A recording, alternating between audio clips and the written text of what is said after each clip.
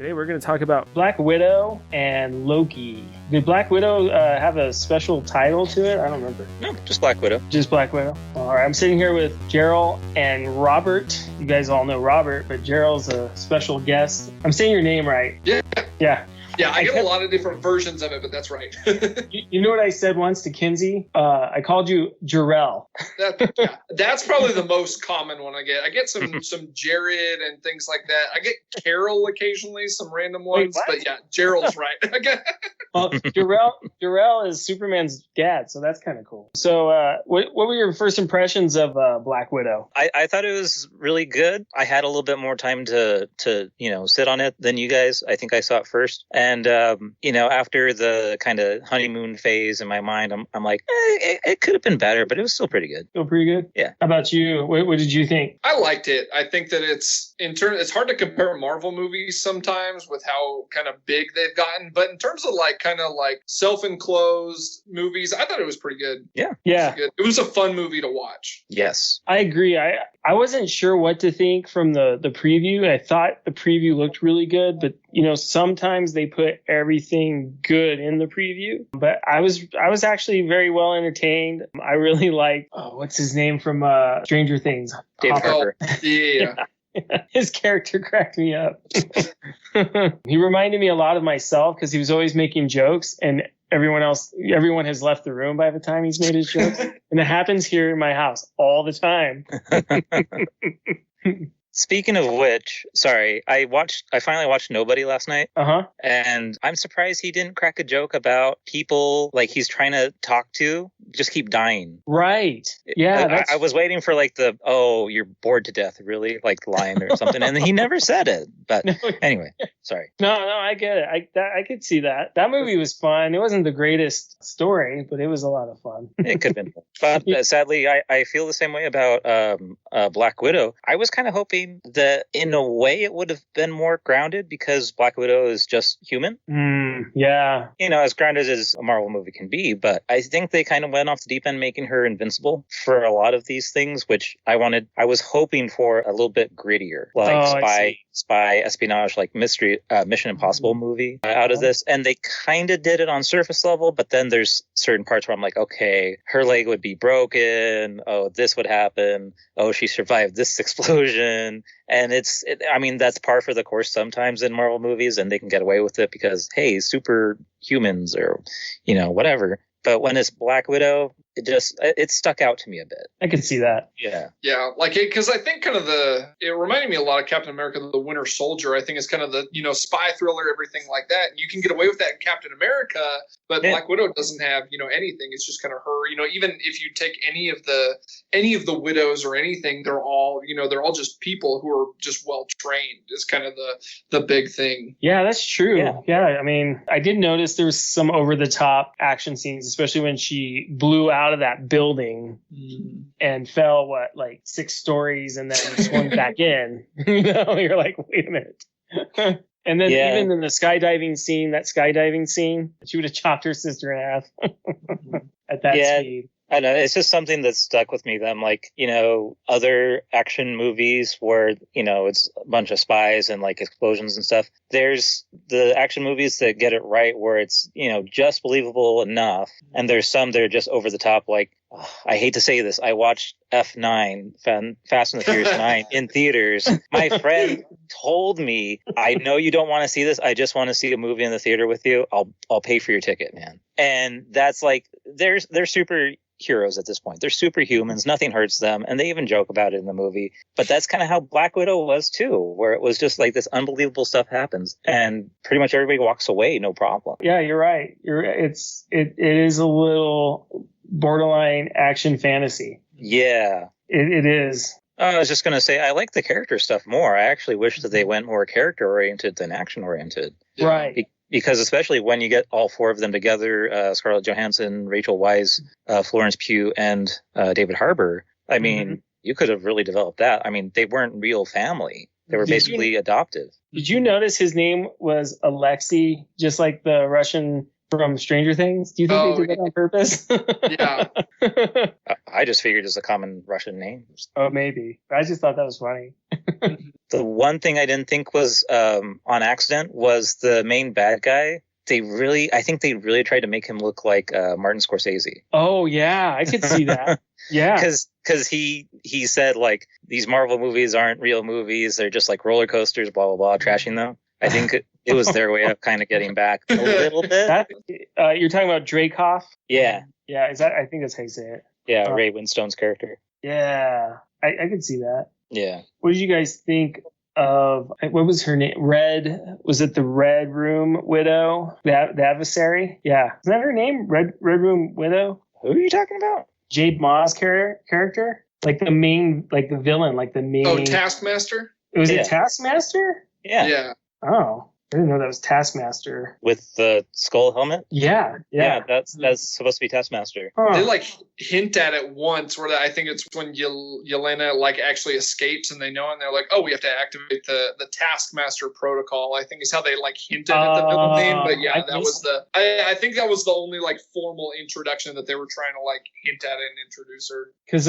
when I looked it up on IMDb, her character's name is not that. It's seriously like, I think it's either Red Widow or Red Room Widow. It's like a tongue twister. I think, yeah, and I think that's what they were trying to do intentionally. Is that's like to mask it. The plot twist is no one knew who was playing Taskmaster the whole time. Like I know cool. Like all the posters and stuff they put out, it was all like in costume, and I think the twist was that it ended up being her. Antonia, yeah.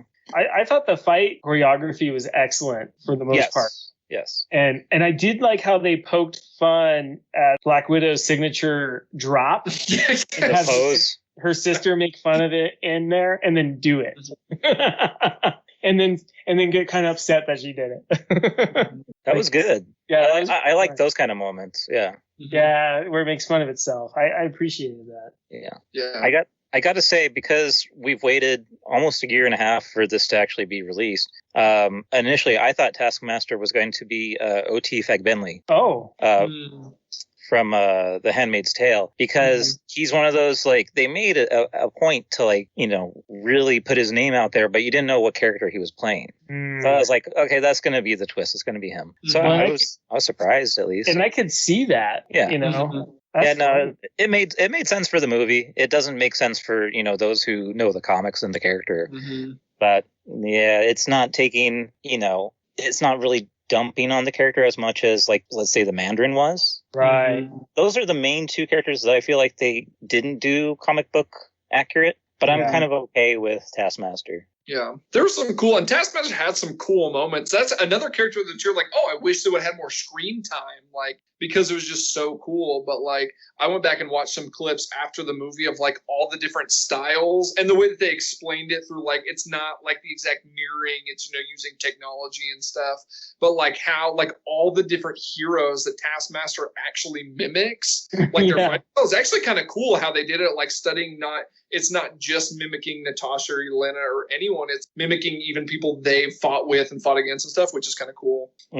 That was a cool angle, yeah. And how they kind of showed it through the first person view, so you could see what's happening. That was pretty cool. Yeah, absolutely. Now, I don't know how to put this, but were you guys happy with how they basically just like immediately had Natasha like try to live this simple, quiet life, and then just immediately like, oh no, I have to do this thing? Did that feel okay to you guys, or what did you think about that? Like, she could have just been laying low between Civil War and Infinity War, just dyed her hair. Yeah. Like, would you say in the grand scheme of things, is this movie necessary for the MCU? That's a loaded question, because I know that society has demanded a Black Widow movie. I know that I wanted a Black Widow movie sooner than this. Yeah. But yeah, I don't feel that this story was necessary. I think it's a plus. Yeah. But it does feel a little pushed. And that beginning story where they're like basically tipping their hat to the show Americans, which I love, where they're, you know, living here as a American family, and they're a fake family, which apparently did happen in the 80s as spies, and they completed their mission and then they had to bolt. I felt like that was cool. Like that was a cool beginning. But then there was like, I felt like there was this like moment where it was really slow for like 25 minutes. There was this one section where I think it's when they're all back together in the hideout or cabin, and they're all back together, and there's like this 25 minutes of dialogue, and you're like, is something going to happen? Before Dreykov's peep showed up, right? Is that who came after him and started shooting them with tranquilizer darts? Oh, you mean like that when all four of them got together? When all four of them got together, yeah. Not when they broke him out of prison. That part was cool. Yeah, but I see what you mean as far as rushing it. Yeah, I have to do this thing. Let's get him out. Like, I thought that was, I could see how that you could see that was rushed, given in the grand scheme of where the movie takes place. Well, it's just there's a 2 or 3 year gap between Civil War and Infinity War in their universe. Right. So it's just like they're going to spend the time focusing like on this one part of her in hiding, which she's not really hiding that well, doing all this crazy destruction in throughout the world. But I just keep thinking that if this was shot and released after Civil War, that it would be a bigger stepping stone, a bigger deal. Mm-hmm. But because it came out now after we know what happens to Black Widow, is it just something that Scarlett Johansson was in contract for, was part of her contract that she had to have her own standalone movie? And yeah, it was fun. I just don't know the necessity of it, Not to say that it was bad or, they shouldn't have made it, but it's just like in the big scheme of things, was it necessary? So. And I think a big part of that will be looking back, like depending on if they actually do anything with some of these characters, like if Taskmaster makes another appearance, if they do something more with the Widow, who've been freed and kind of can play into that. I know that the end credit scene hinted at like Florence Pugh's character doing more kind of in combination with some stuff on Falcon and the Winter Soldier, stuff like that, kind of setting up some more stuff, and then you can look back and be like, okay, cool, that happened. But by itself, it's is it?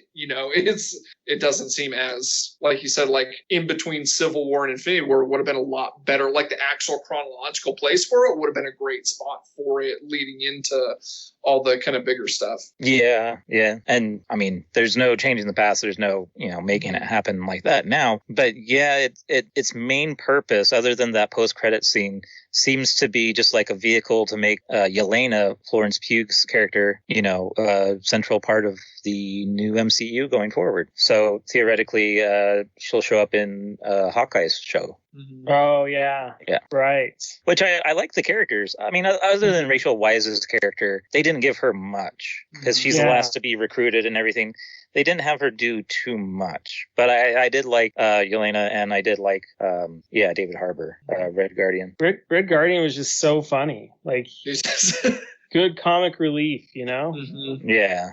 And they still never explained. I was hoping that a mid-credit scene would pop out and just be like him, talking to Steve Rogers, and then it turns out to be a Skrull. It's like, you never beat me. Oh, yeah. I was waiting for something like that. Oh.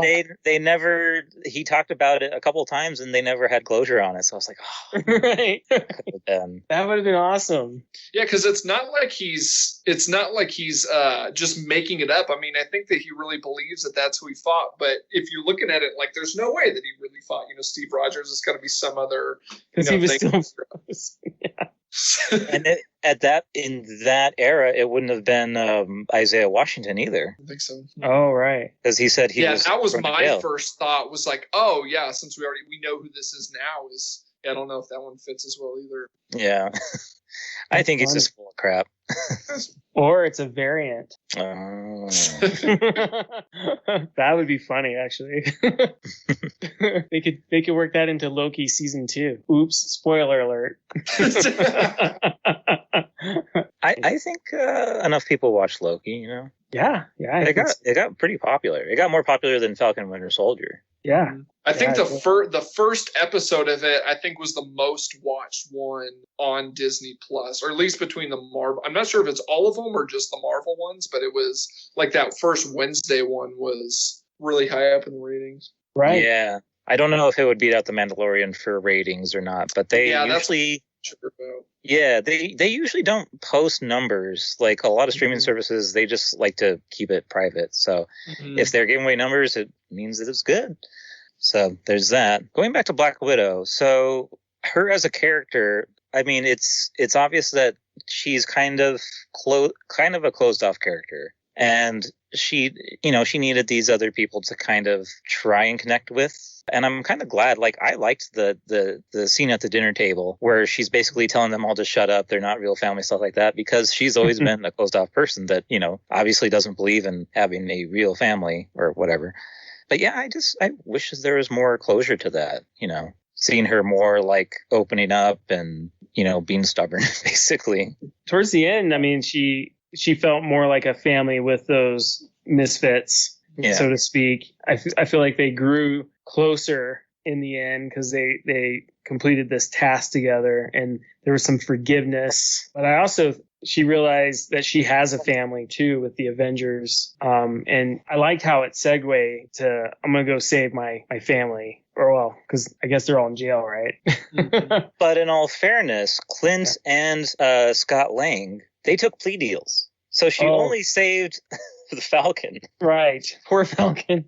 So he was just stewing in prison, waiting for her. And she's like, oh, where's everybody else? Was that like 3 years he was there? Yeah, I mean, for a while. That's wrong. Yeah, but Clint and Scott were under house arrest. They were on house arrest. Yeah. In War Machine, wasn't he? What was he doing? No, he was on the other side. He was on the other side. That's right. Paralyzed. Yeah. I think it's right. He was having with Tony. See, and if I was War Machine talking about all these stories, and Black Widow just brings up, oh, yeah, I destroyed this huge Russian operation and I fell, 5,000 feet skydiving. I'm okay. I would be pissed. And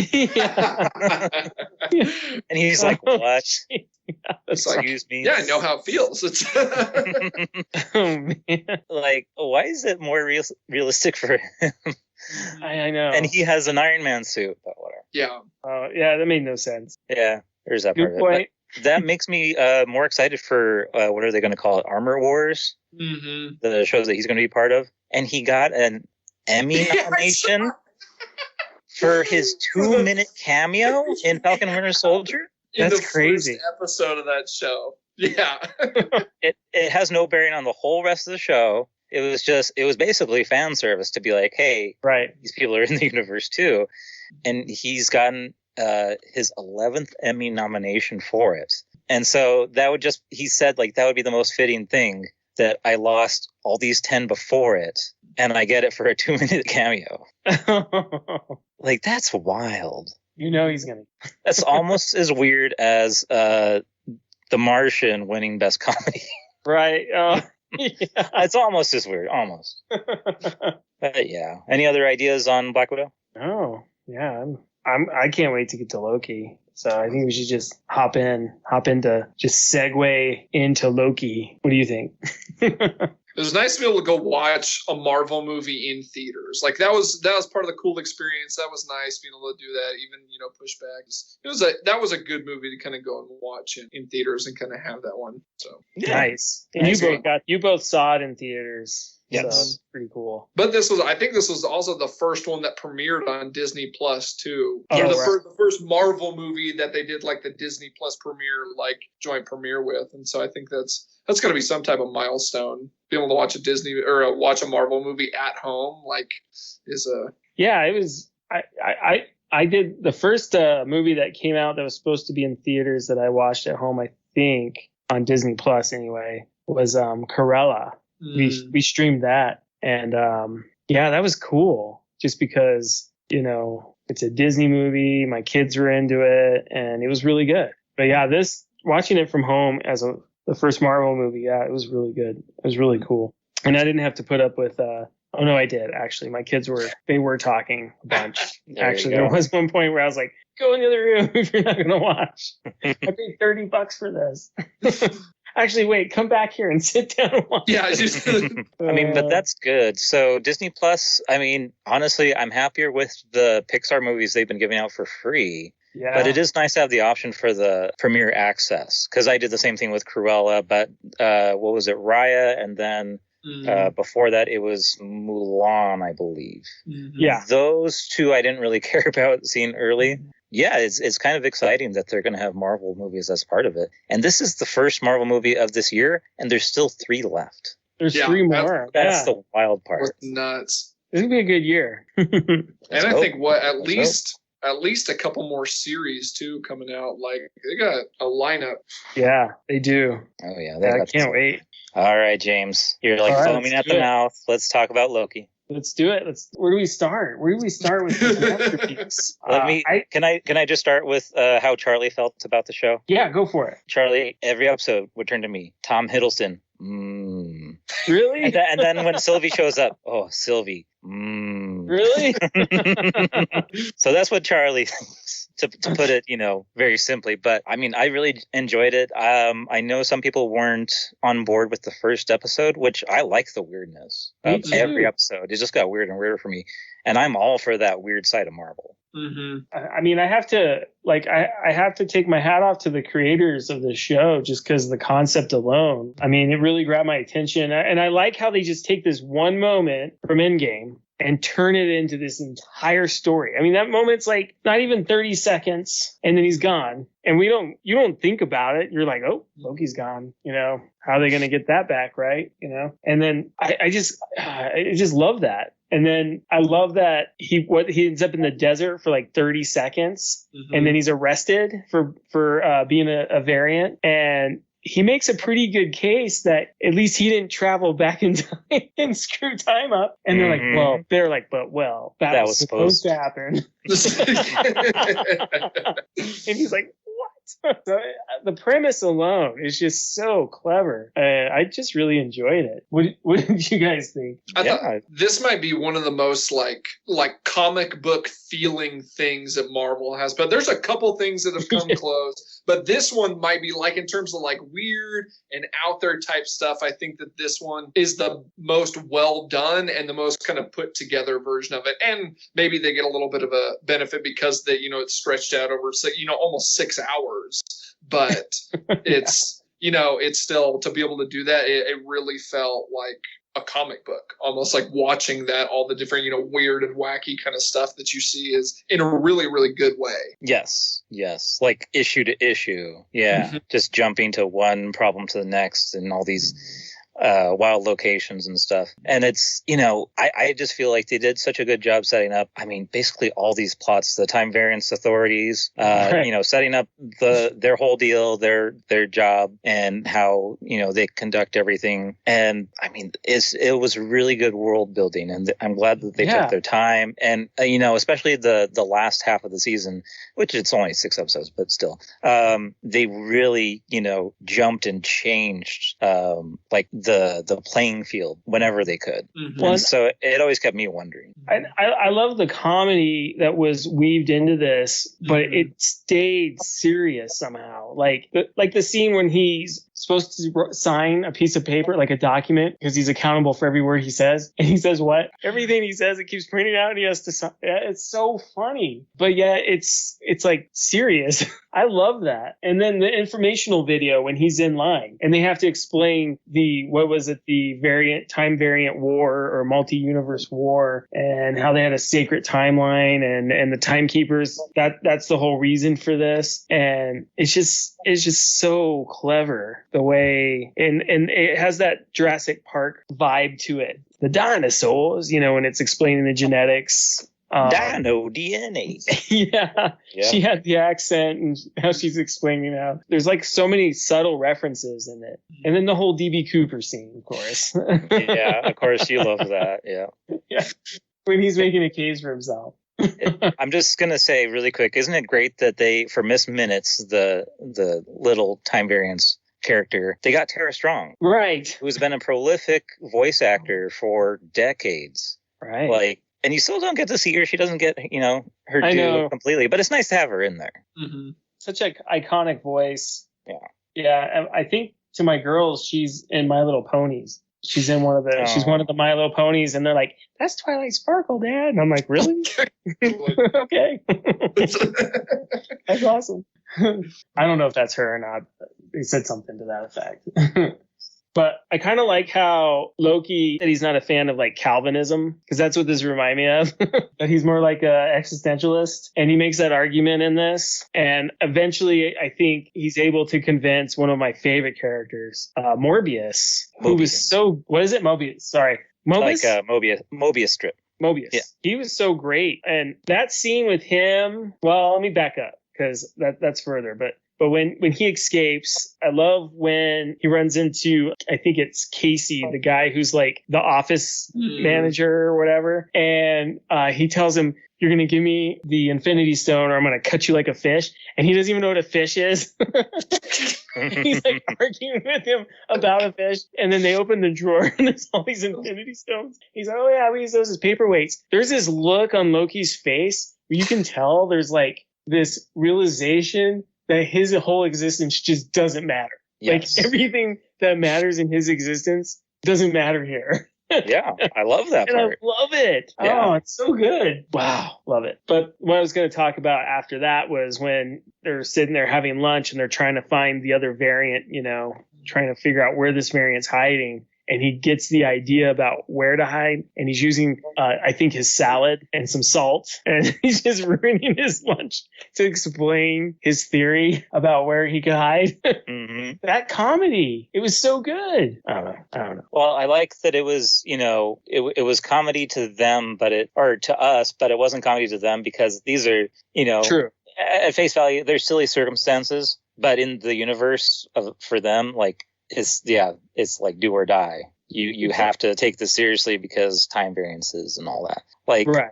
I just like that they play it so serious. But even though it's like these silly ideas that pop up, yeah, like the salad being ruined and stuff like that. I was going to eat that. Yeah. He could get. He's just fixated on his lunch. He's not even listening. Yeah. You know. And then it finally it dawns on him. He's like, oh, maybe that's right. And then he's like, well, let's test this theory. And he's like, why? So you can just run away? And he's like, no. I think Loki's. I see him and I like him more now because I feel like there's this genuine portion to him, even though he is supposed to be the god of mischief. I think there is part of him that is truly good and that does love Thor and it does love, I guess, his adopted father Odin.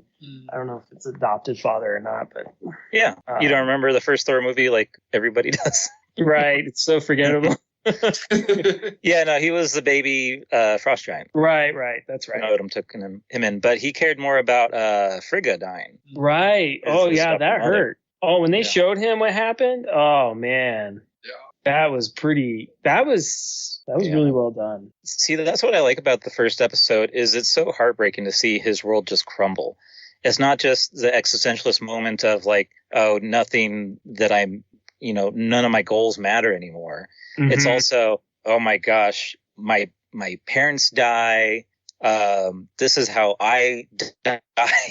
Mm-hmm. Like he has nothing to go off of, and that kind of lets him tone down a little bit and grow as a character. And I really liked that instead of him being like, you know, how he originally was in the MCU, where you know he would always say that he would change, and then he would backstab, change, backstab, which is entertaining, but it's not quite growth. Like even to his last breath, he was still, you know, sucking up to Thanos and trying to betray him. So it's nice to see this change in a character. So it's good to see how these different variants act. Yeah. Especially Sylvie, her motivation. Oh my gosh, that was heartbreaking. That was, oh man. Like, I mean, I kind of knew when she was jumping bodies, I knew, oh, it's going to be a girl Loki. Mm-hmm. I just knew. I did not expect to like her as much as I did, though. Yeah. And her acting, I forget the actress name, but her range when she's trying to trick that TVA agent.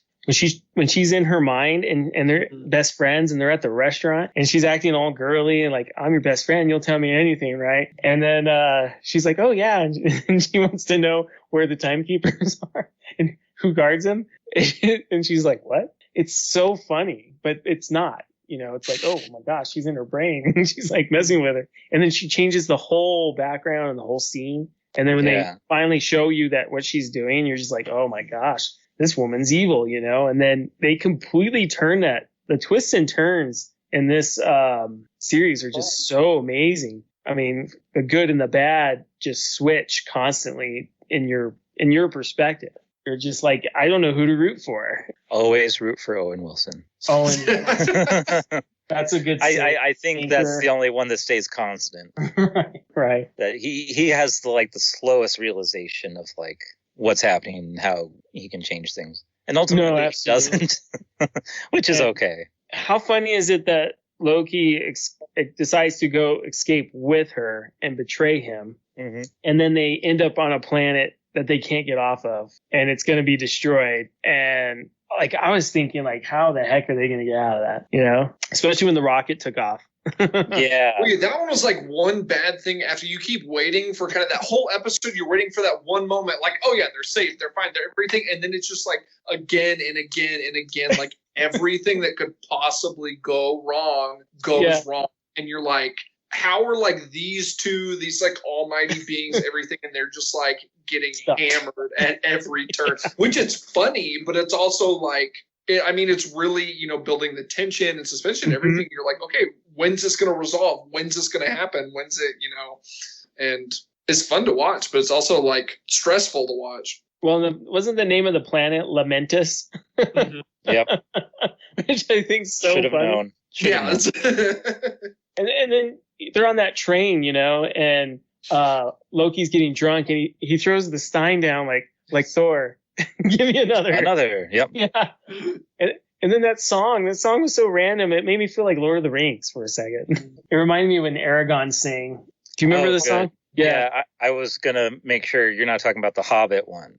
No. Where they sing, I think it was the first Hobbit movie. Are you talking about the one that's animated and they ran out of money and they, because that's terrible. If you've seen the Hobbit cartoon, you know what I'm talking about.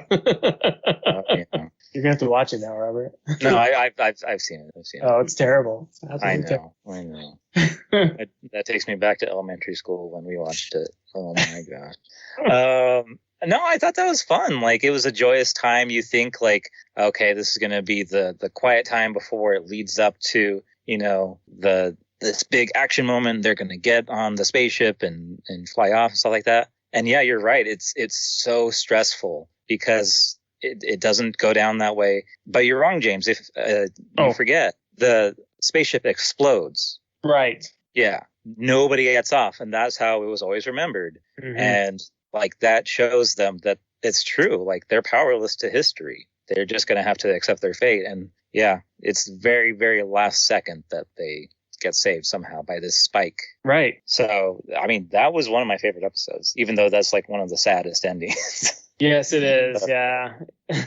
Well, and even that show, that episode in general just kind of gives you, you have drunk Loki, which, right before they're kind of talking about, relationship, talking about, relationships with their parents, relationships in general, and just kind of like, that one really does kind of, oh, it's cool and it's fun and it's, exciting. And then it's, kind of, it's really deep, not necessarily dark, but it's sad. It just really kind of, it's such a back and forth, which is kind of how the whole show goes. But I think that one is a good representation of, kind of the overall theme of it. Is it really just kind of tugging at just about every, as a viewer, tugging at everything you could possibly feel, while kind of enjoying this. Right. Yeah. No, that's true. That was like the most like well-rounded because of all the themes and everything that they were doing, which I think kind of worked because it wasn't like the middle of the season too. Like episode I think it was. Yeah. It was like the third episode, I think. Yeah. Maybe fourth. No, it was the third. I think it was the third. But yeah, that's perfect, like timing for, a kind of emotional, roller coaster like that before, things go awry. With every show, there's always a build up to plot and it usually gets resolved in the second half or even just last two episodes of most shows. But yeah, after that, like things start to get like for them even more serious and more dire. So it was good to have those moments of like, clarity, remembering who these characters are and why we care about them and their motivations. Well, remember Sylvie implanted some memories in one of the TVA agents. I think it was, what was it, Hunter B-15? Yeah. Or the other one that like, yeah, because there were two of them that she kind of like manipulated. Yeah, it was actually Hunter B-15. Yeah, you're right. Yeah, that one, the one that actually like ends up living. I think the other one, the one that she had the conversation and stuff with, I think is the one that ends up dying, or the one that they ends up dying. Yeah, the one that TVA kills her.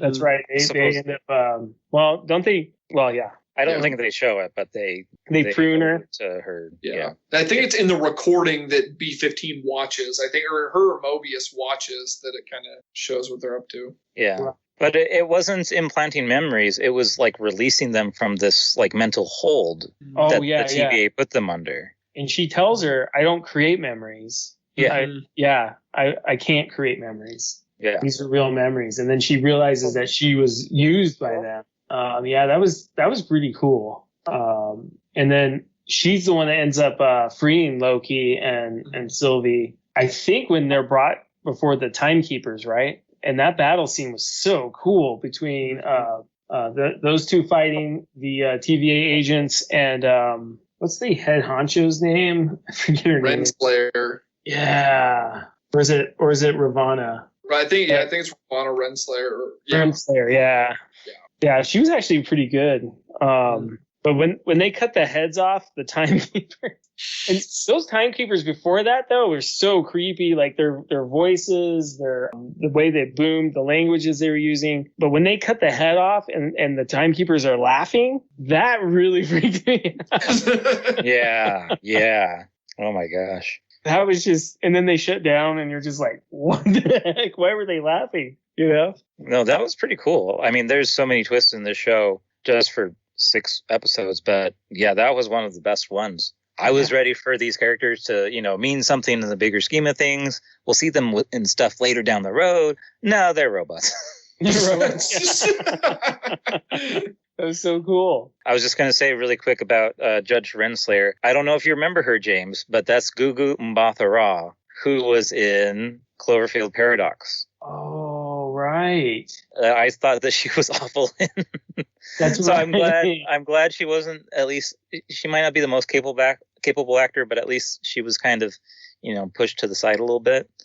I liked her character, though. I mean, she's the one that does the least changing, and surprisingly, the most backstabbing. Mm-hmm. Literally. She turned out to be the most intimidating character, I think, out of all, because even she, and she's kind of steadfast for all her stuff, and I think that might even be creepier than anything else in that show, is that she's just kind of oh, that's fine, I'm still gonna kill you, still gonna go after you, prune you, whatever it is.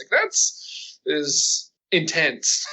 Well, speaking of which, when she prunes Loki, I was like, man, that's it. Actually, going back to even when she pruned Mobius, I was sad. I was so sad. I didn't want that. And then when I saw Loki, it happened to Loki, I thought, oh my gosh, did they really do that?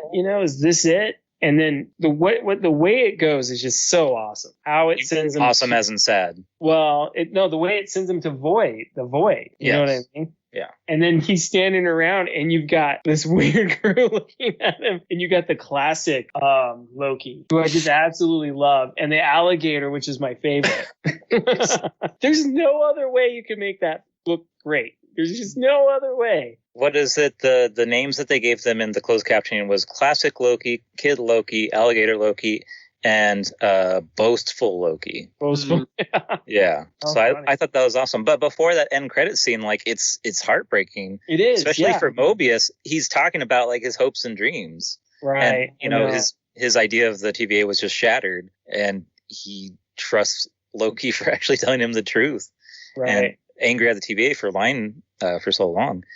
And then, you just see him just freaking disappear. And then it happens to Loki in the same freaking episode. Yeah. But then that end credit scene, which I believe it's the only end credit scene, sets up, what's going to happen. That it is not the end. You're right, James, that, they went into this void. But that sets off a whole lot more craziness. It does, yeah. Yeah. I mean, in a good way. Is it the Aliyah that's chasing them, which is like a Jabberwocky, in my opinion? This almost has like a Wizard of Oz vibe to it at that point, It's kind of interesting. Like the man behind the curtain thing? Mm-hmm. Oh. Yeah, that's what I was picking up on. I'm like, wow, this is so much like the Wizard of Oz, Alice in Wonderland. There's a lot of philosophy being thrown around, it was pretty crazy, like free will. We're toying with free will and destiny. But I love that scene, or she actually has, is it Sylvie actually has Ravonna hostage, and she's trying to like lie to her about some sort of like device that could take her to beyond the void. Yeah. And she knows there's something's up. And when she prunes herself, like that was hardcore. Like I was not expecting that. There's no better way for her to get to where Loki is. I mean, in my opinion. Yeah, no, that was good. That was clever. And, you know, being a Marvel movie, and I know I just complained about it with Black Widow, you assume that there's going to be a big action sequence that she's going to get out of it somehow. Right. And she's going to fight from her side. And no, she plays it a lot smarter. I'm glad. Yeah. It paid off. Yeah. And then all the other Lokis that show up. And that was great. Yeah. There's this awful Loki battle. But I love the power of classic Loki. They really stepped him up when he was building that whole castle scene when he's trying to hold off the Goliath, and Sylvia and our Loki, our variant of Loki, is like, whoa, we have that power. That's nuts, you know. And then they have to work together. And when she was eaten, I thought that was it. I thought, oh, yep, she's done. For some reason, I thought that. I did appreciate them though when they showed that battleship, the USS. I think it's Eldrith, which was in the Philadelphia experiment, something I've been obsessed with since like 5th grade.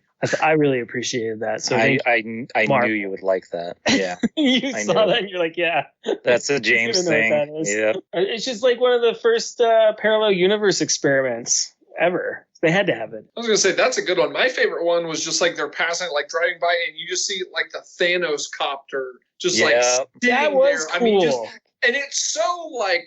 It's another like a comic book thing. Like in the comics, it kind of makes a little bit more sense, and it's kind of, you know, you can be a little bit goofier, but you see it like, and it just says Thanos like cross, and I'm like, oh my goodness, it's just like it's just this little tiny Easter egg, but it's just so funny to see just something like that like on the screen on there. It's just seeing, you're like, that's so cool. Like, no, it was like I didn't notice that till the second watch. Oh, seriously? Yeah, I missed it. I don't know how I missed it. It just didn't click, I guess. But when I watched it the second time, I noticed it. Oh, no, I noticed that right away. I saw that, and I was just like shaking my head. I was like, oh my goodness. It's just like... That's one of the most ridiculous things they've ever put in the comics. Yeah, that's it. And they found a way. A way. All the characters had like Spider-Man had some weird vehicles, and you're like, where does he keep these vehicles? Yeah, that's...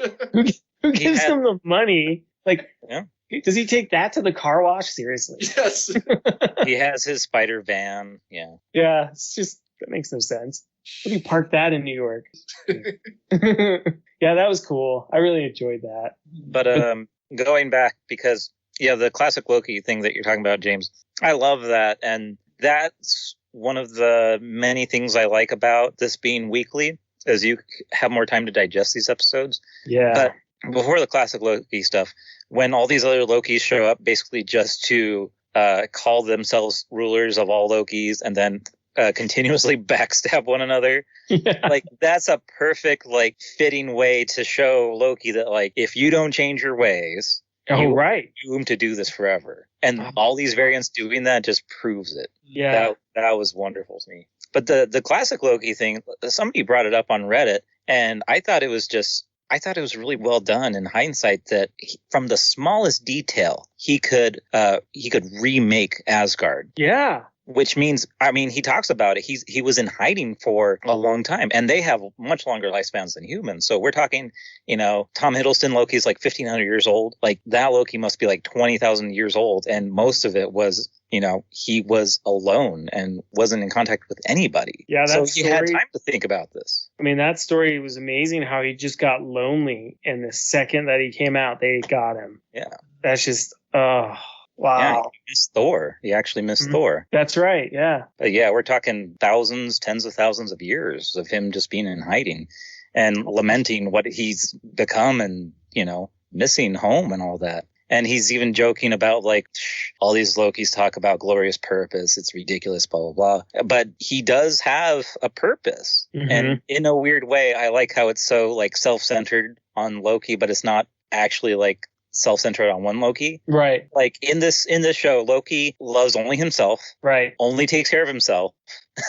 Right. But it still means more than one person. So it still fits. it still fits the character of Loki. Like that classic Loki helps Loki and Sylvie get away, and he found his purpose. Right. That was great. It was great. And when she gets eaten and she takes it over, and then they cross over into, is it the void they cross into, or it's the actual end? It's beyond the void, right? Yeah, I think it's the castle or the citadel. Yeah.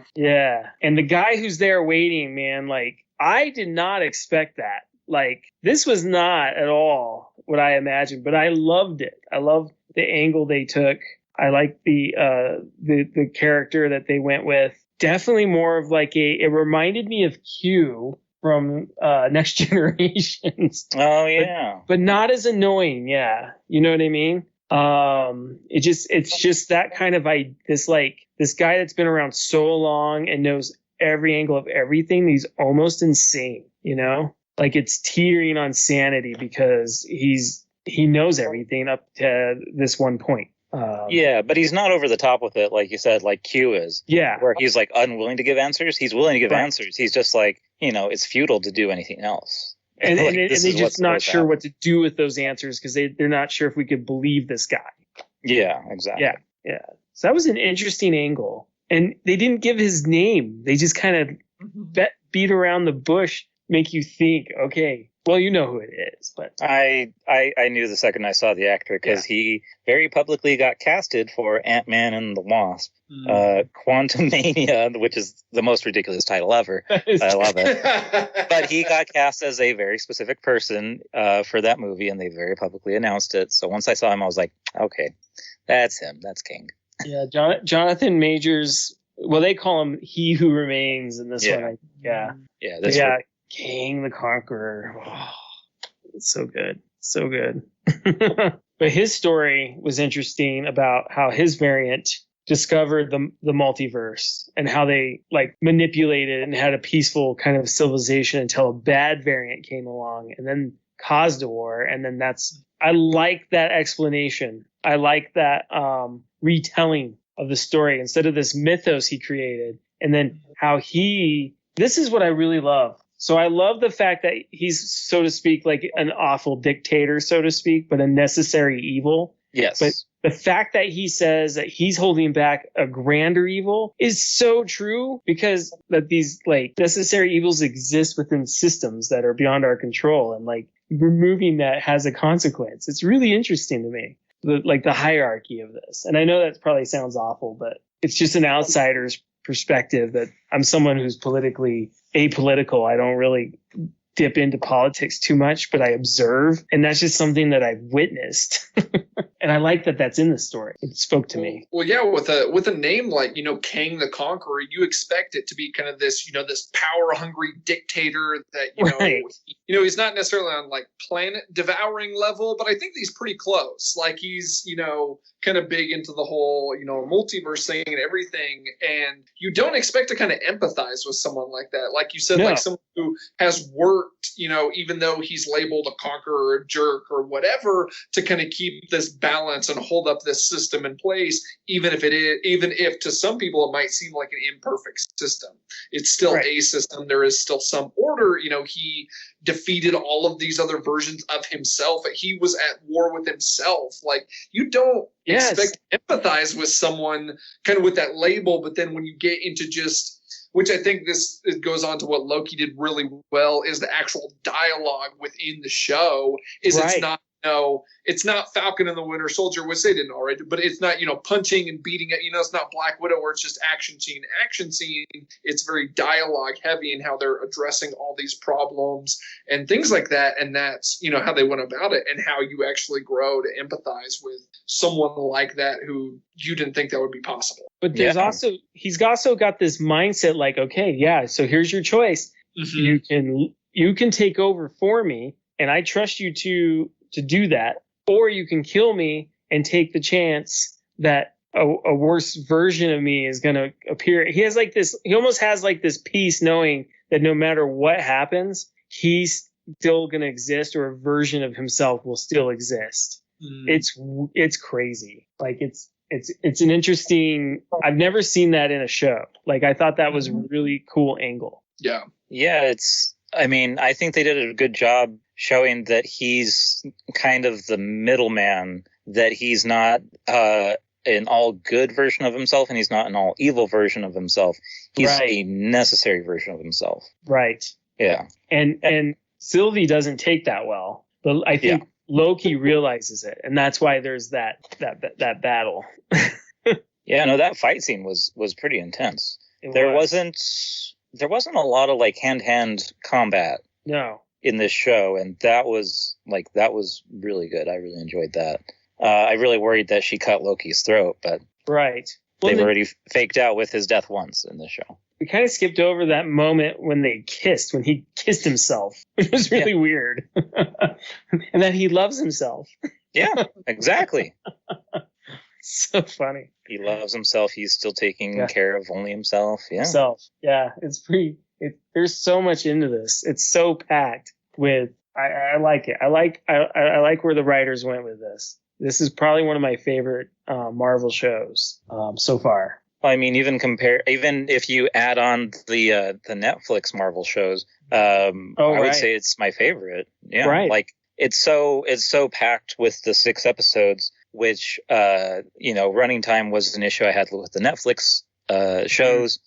WandaVision was fun and enjoyable. Yeah. I was patient with it. I know other people weren't about getting to the whole point of it, but it was still really fun. And Falcon Winter Soldier, it was mostly based off of action and reconciliation. But I think this is just like from a production standpoint, from a writing standpoint. I mean, I feel like they went all in on Loki. No, I agree. Absolutely. And yeah, like you said, James can't wait for the 2nd season. Right. I mean, I knew he was going to die. I knew Sylvie was going to somehow stab him. I didn't see her sending Loki back. That was crazy. Yeah. And how frantic things changed. And as he's running down the hall and he sees Mobius and he's trying to tell him what's going on and they don't know who he is. Oh, it was heartbreaking. Like that, even the Sylvie thing in itself, and then like that was just adding on to it. It's like, who are you? Like what? And that's just like, oh man, that one just hurt. It did. All that relationship building. Oh, it's awful. And then he goes out and he sees the statue. He's like, oh no. Oh, I can't wait. For season 2. It's going to be great. Yeah. I thoroughly enjoyed it. Do you guys have any more to say about it? Any other points to go over? We skipped. Well, the main director, Kate Herron, said publicly that she's not going to be there for season 2. That she was just mainly focused on season 1. Okay. Whoever's taking it over, I hope that they have the same craft for it. The same. Oh, me too. Me too. That's the only thing I worry about. Yeah. Oh, gee. But yeah, no, it's great overall, and I would say even if you're a passive Marvel fan, it's definitely something you got to check out. Absolutely. Yeah, I went into this series. I thought this was kind of going to be like the lowest stakes series. I thought it was just kind of almost just like a one-off.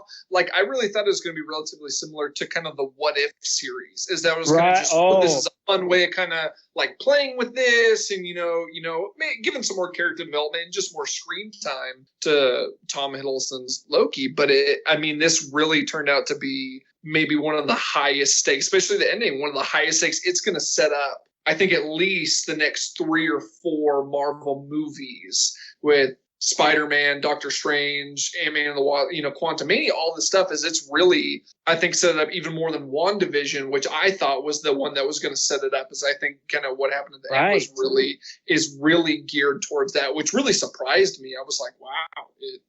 That kind of hit a lot harder than I expected it to. This was the powder keg. Yeah. Mm-hmm. When you thought it was just going to be lead in, it's going to be this huge explosion into all that stuff. Yeah. Yeah, I think it was done very well. And yeah, I'm looking forward to the next season for sure and all the movies that come after. So this has been great. I definitely think Disney Plus is worth the money.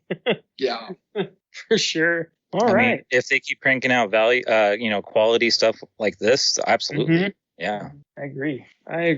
All right. Cool. Well, thank you guys thanks Jarrell for coming and chatting with us. Really appreciate it. And Robert, I don't know what we're going to podcast on next, but I'm sure we'll find something. Fast and Furious 9. Fast and Furious. Get with it. They go in space. Oh, It boy. was a joke before, and now they go in space. There, saved you $15. Well, I guess that concludes this episode of Nerding Daily. We'll catch you next time.